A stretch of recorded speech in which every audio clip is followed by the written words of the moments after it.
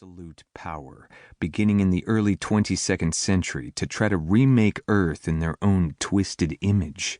They had made full use of the time, employing genetic engineering, bionics, and perverted nanotech to generate distorted travesties of humanity. Specialized castes ruled by an elite of genetically enhanced supermen. But then the descendants of the colonists who had fled the hell Earth was becoming had returned to the homeworld on the wings of the faster-than-light drive they had invented. The revolt they had sparked had taken another 4 decades, but by 2270, the year of the Human Integrity Act, Earth had been washed clean by a torrent of blood. Or so everyone had thought, until Jason had returned from classical Greece with the horrifying truth.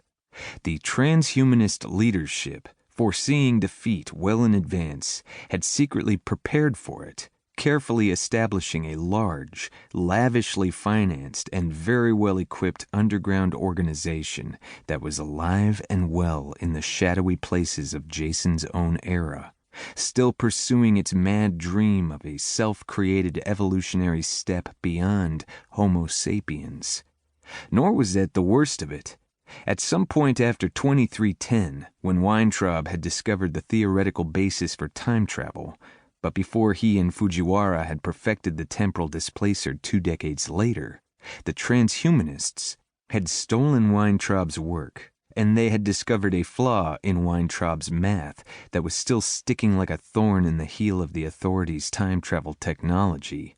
Only a titanic installation requiring an energy expenditure that would have been beyond the capacity of any civilization that had not harnessed the power of matter-antimatter reactions could overcome it by brute force.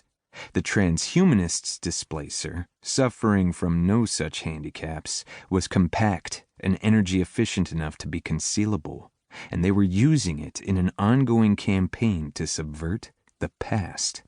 And it got even worse. The time-traveling transhumanists had made contact with the Toloi aliens, who, as Jason had previously discovered, had created the human species and continued to meddle as best they could.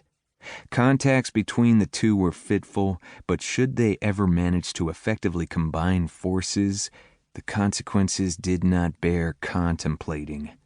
It was because of all of this that the Special Operations Section had been formed, under Jason's command. It had foiled a number of the transhumanists' plots, and on 2 occasions aborted their attempts to exploit Toloi contacts.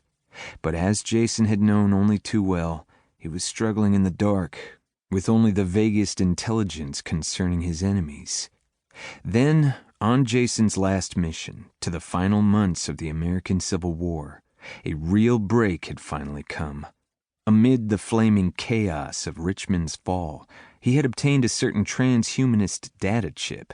It had not provided the one item the Authority, and Earth's entire law enforcement community, most desperately wanted to get.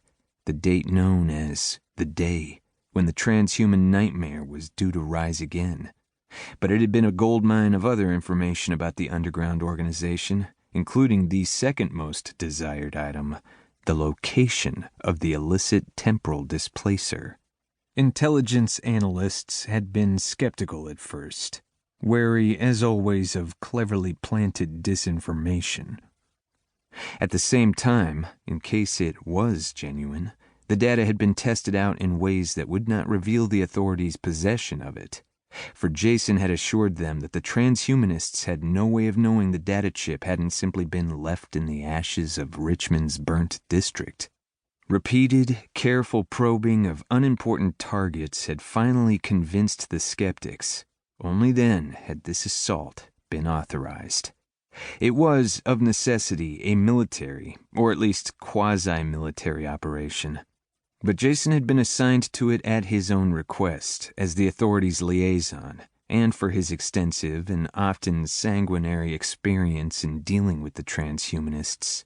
Thus, he had been aboard one of the 6 GV-73 armed personnel carriers, heavily modified for enhanced stealth and other purposes, that had unobtrusively rendezvoused at a point on the barren eastern coast of Patagonia, just south of the Rio Chico.